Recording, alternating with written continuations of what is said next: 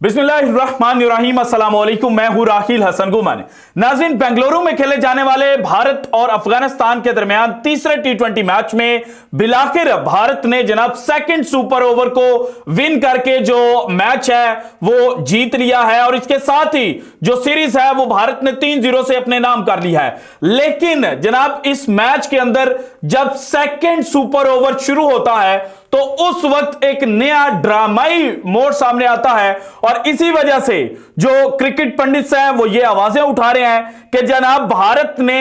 अफगानिस्तान के हाथों जो जलालत है और अपना जो गुरूर है उसको बचाने के लिए जनाब सेकंड सुपर ओवर के अंदर फिक्सिंग की थी और इसी फिक्सिंग की बदौलत जो भारत है उसको जीत मिली है। अंपायर जो थे वो साथ मिले हुए थे और बल्कि जब मैच चल रहा था तो उस वक्त विक्रांत गुप्ता साहब जो भारत के एक बड़े जनाब मारूफ सहाफी हैं और स्पोर्ट्स के ऊपर इनकी बड़ी गहरी जनाब निगाह होती है, वो भी ड्यूरिंग मैच ये डिस्कस कर रहे थे कि जनाब जो अंपायरिंग है जो स्टैंडर्ड बीसीसीआई का होना चाहिए था वैसा बिल्कुल भी नहीं था और इसी वजह से अब यह कहा जा रहा है कि चूंकि रोहित शर्मा और जो भारतीय टीम है वो अंपायर्स के ऊपर जो अपना जनाब सुपरस्टार होने का असर रसूख इस्तेमाल कर रहे थे तो उसकी वजह से भारत को जो जीत है वो तश्तरी के अंदर रखकर जनाब जो अफगानिस्तान की टीम है उसने दी है और जनाब अफगानिस्तान की टीम के साथ साथ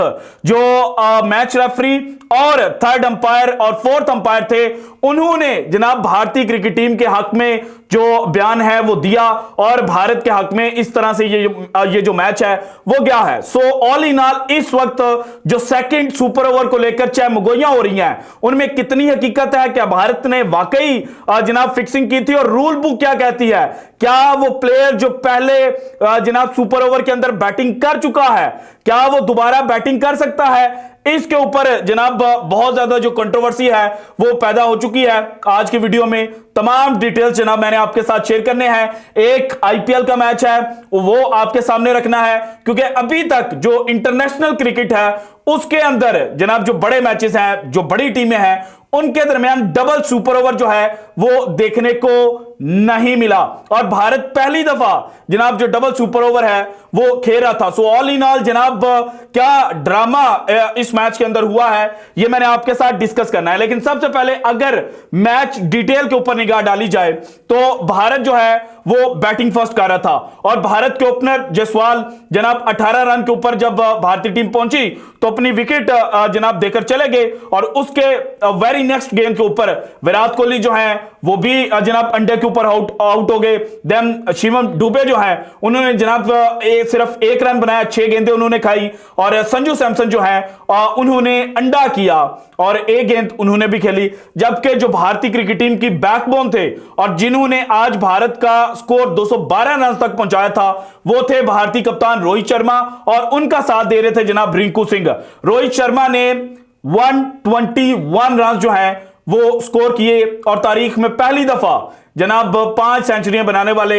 जो प्लेयर हैं वो रोहित शर्मा बन चुके हैं। इससे पहले टी20 क्रिकेट में किसी प्लेयर ने भी 5 सेंचुरियां जो है वो नहीं दागी हुई और रिंकू सिंह एज यूजुअल नीचे आते हैं। आज सिचुएशन थोड़ी सी डिफरेंट थी, 22 के ऊपर भारत के 4 खिलाड़ी आउट थे, पहले उन्होंने टाइम लिया लेकिन आखिरी 2 ओवर जो थे वो भारतीय क्रिकेट टीम के लिए फायदेमंद साबित हुए और आखिरी 2 की भी बजाय अगर आखिरी ओवर की बात की जाए जिसमें 36 रन भारतीय क्रिकेट टीम ने जनाब हासिल किए, उस मैच की वजह से उस ओवर की वजह से जो मैच है वो भारत की झोली में गया और जब अफगानिस्तान जनाब चेस करना शुरू करता है तो ओपनिंग स्टैंड इनका अच्छा लगता है, पावर प्ले के अंदर ये 50+ रन जो है वो स्कोर करते हैं लेकिन फिर रहमानुल्लाह गुरबाज जो है वो आउट हो जाते हैं। उनके बाद जनाब जो इब्राहिम जादरान है वो काउंटर अटैक करने की कोशिश करते हैं लेकिन अजमतुल्लाह उमरजई जो है वो भी जनाब सिर्फ अंडे के ऊपर आउट हो जाते हैं और इब्राहिम जादरान जो है वो जनाब 50 रन अपनी 50 कंप्लीट करते हैं और वो भी अपनी विकेट जो है वो देकर चले जाते हैं। और जब अजमतुल्लाह उमरजई आउट होते हैं क्योंकि पहली गेंद के ऊपर आते हैं और लंबा टारगेट चेस करना था, पहली गेंद को ही बाउंड्री पार करवाने की जो कोशिश है वो अजमतुल्लाह उमरजई करते हैं लेकिन जनाब वो बॉल जो है वो बाउंड्री तक नहीं पहुंच पाती और फिर जनाब कैच आउट होने के बाद मोहम्मद नबी जो है वो स्ट्राइक के ऊपर आते हैं और मोहम्मद नबी और गुलबुद्दीन नैब जो है उन्होंने जनाब भारत के जो बॉलर्स थे उनका जनाब भरता बनाना शुरू किया और मैच को डीप लेकर गए और जो गुलबुद्दीन नैब हैं वो एंड तक क्रीज के ऊपर रहे और उन्होंने जनाब नॉट आउट 55 रन स्कोर किए और लास्ट ओवर में उन्होंने जनाब मैच जो था वो अफगानिस्तान की झोली में डाल दिया था। मैच सुपर ओवर के अंदर चला जाता है क्योंकि आखिरी गेंद के ऊपर 3 रन चाहिए थे और 2 रन जो है वो अफगानिस्तान के खिलाड़ी जो है वो भाग कर ले लेते हैं और यूं जनाब मैच सुपर ओवर के अंदर जाता है। जब सुपर ओवर का आगाज होता है तो यहां पर अब सारी जो कंट्रोवर्सी बेसकारी है ना यहीं पर है जनाब। सुपर ओवर में अफगानिस्तान चूंकि बैटिंग सेकंड कर रहा था जो मैच है तो अफगानिस्तान को बैटिंग फर्स्ट करनी पड़ती है और यहां पर पहली गेंद के ऊपर ही मुकेश कुमार की गेंद के ऊपर डबल रन लेते हुए गुलबुद्दीन नैब जिन्होंने नॉट आउट जनाब 55 रन स्कोर किए थे वो रन आउट हो जाते हैं। एक रन के ऊपर एक अफगानी खिलाड़ी जो है वो आउट हो जाता है। देन जनाब जो नबी हैं वो क्रीज के ऊपर आते हैं, वो सिंगल लेते हैं। उसके बाद एक एज का चौका जो है वो रहमानुल्लाह गुरबाज लगाते हैं। देन अगेन के एक सिंगल होती है और फिर एक छक्का जो है वो मोहम्मद नबी लगाते हैं और फिर एंड पर 3-22 जो हैं वो अफगानिस्तान के खाते में आते हैं क्योंकि जो संजू सैमसन से उन्होंने अंडर आर्म थ्रो किया और वो जनाब जो मोहम्मद नबी थे उनके लेग के ऊपर गेंद लगी और बाद में जनाब वो जो मिड ऑन के ऊपर फील्डर था उसकी तरफ गेंद चली जाती है और यूं भागकर जो 3 रन है वो अफगानिस्तान के खिलाड़ी ले लेते हैं। 16 रन जनाब अफगानिस्तान के खिलाड़ी स्कोर करते हैं पहले सुपर ओवर के अंदर और फिर जनाब भारतीय टीम बैटिंग के लिए आती है। पहली गेंद जो है वो एक लेग बाई होता है, दूसरी गेंद के ऊपर अगेन जो जनाब जायसवाल हैं वो सिंगल करके देते हैं। 2 गेंदों के ऊपर 2 स्कोर थे, देन 2 छक्के जो हैं वो रोहित शर्मा के बल्ले से आते हैं और 14 रन जो हैं वो भारतीय टीम के बन जाते हैं और फिर यहां पर जनाब जो रोहित शर्मा है वो जनाब सिंगल लेते हैं और नॉन स्ट्राइकर एंड पर चले जाते हैं। आखिरी गेंद के ऊपर 2 रन चाहिए थे लेकिन जनाब जो रोहित शर्मा है वो इंडिकेशन देते हैं कि संजू सैमसन बैटिंग के लिए आ जाएं और चूंकि जो रोहित शर्मा थे वो भाग नहीं पा रहे थे और वो उनकी फिटनेस जो है वो जवाब देगी हुई थी, सो वो बाहर चले जाते हैं। रिंकू सिंह आते हैं, नॉन स्ट्राइकर एंड पर होते हैं। जो जायसवाल हैं वो जनाब हिट करने की कोशिश करते हैं लेकिन उनका एज लगता है, कीपर के पास गेंद जाती है, कीपर जनाब कलेक्ट करके जो विकेट्स हैं उनके ऊपर आ जाता है और यो अगेन मैच जो है वो टाई हो जाता है। और इसके बाद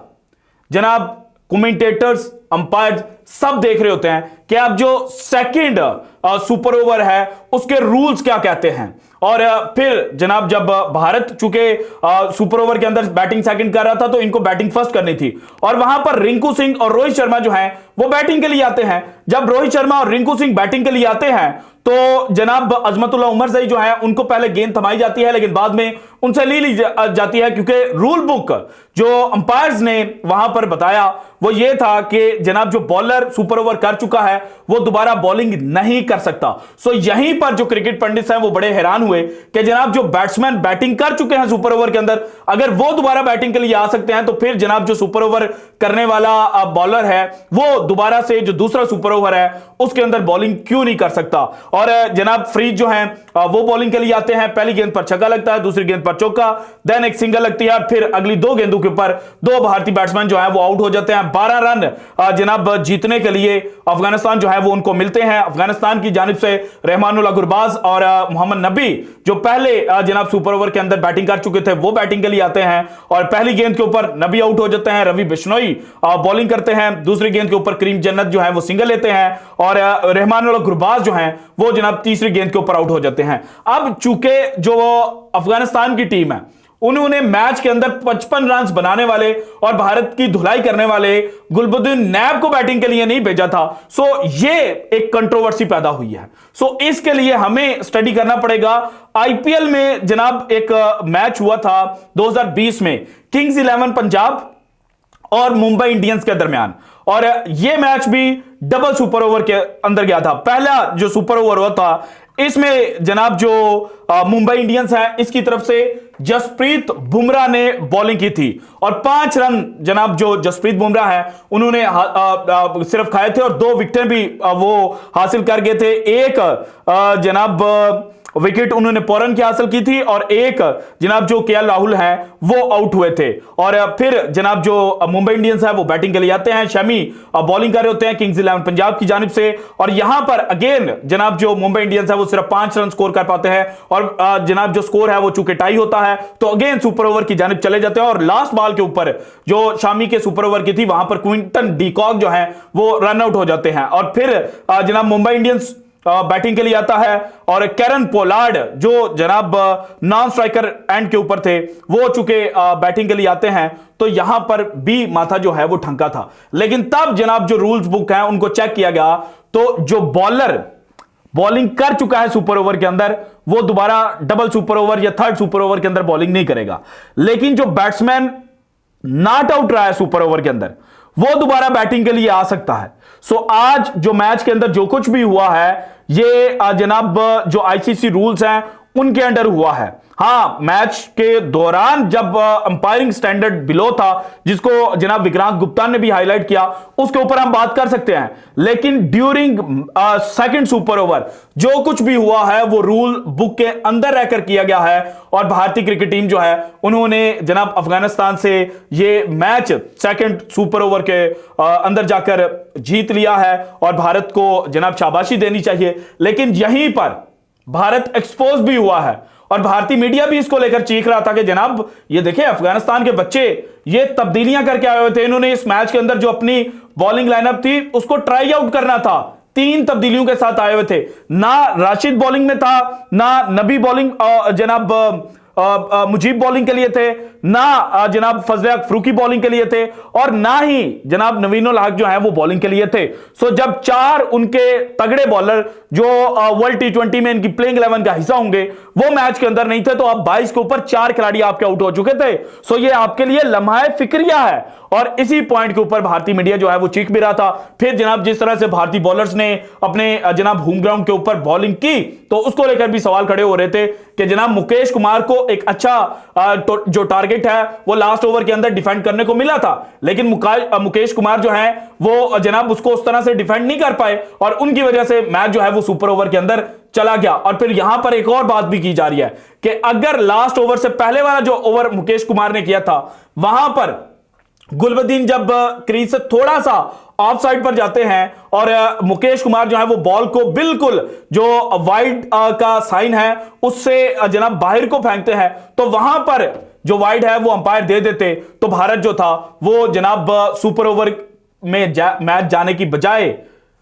मैच जब रेगुलर चल रहा था तो वहीं पर जो मैच है वो हार सकता था। सो जनाब मेरे मुताबिक जो सुपर ओवर है उसमें किसी किस्म की कोई फिक्सिंग नहीं की गई, ये सिर्फ और सिर्फ कहानियां हैं। हां, ये हो सकता है कि आईसीसी जो है वो अब नए रूल जो है वो लेकर आए कि अगर बॉलर बॉलिंग नहीं कर सकता तो जनाब जो बैट्समैन बैटिंग कर चुके हों चाहे वो आउट हों या चाहे नॉट आउट वो जनाब दोबारा जो बैटिंग है वो सुपर ओवर के अंदर नहीं कर सकते। इसी तरह से जो गेंद और बल्ला है उसके दरमियान बैलेंस आ सकता है, वरना अभी तक जो रूल बुक है वो जनाब क्लियर नहीं थी और क्लियर ना होने का फायदा जो है वो भारत को क्लियरली मिला है। और ये उसी तरह से हुआ है जब जनाब टी20 वर्ल्ड कप में पाकिस्तान और इंडिया का मैच था उसमें मोहम्मद नवाज की गेंद जो है वो नो बॉल डिक्लेयर की जाती है और अगली गेंद के ऊपर जो गेंद है वो जनाब विकेटों को जाकर लगती है और जो विराट कोहली हैं वो बोल्ड हो जाते हैं, तो वहां पर भी कंट्रोवर्सी रेज हुई थी और बाद में आईसीसी ने रूल जो हैं वो नए बनाए थे। सो यहां पर आईसीसी को शायद स्टेप इन करना पड़ जाए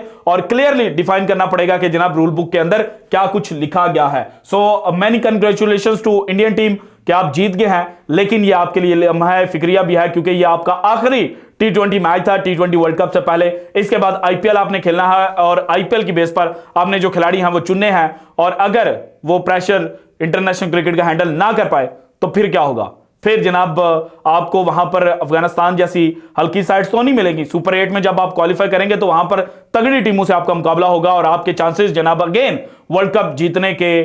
खत्म हो जाएंगे। So this is it from today's episode. अगर आपको वीडियो पसंद है तो लाइक कीजिएगा, ज्यादा से ज्यादा शेयर कीजिएगा, अपनी कीमती राय का इज़हार लाजमी कीजिएगा और अगर आपने अभी तक चैनल को सब्सक्राइब नहीं किया तो कर दें। शुक्रिया, अल्लाह हाफिज।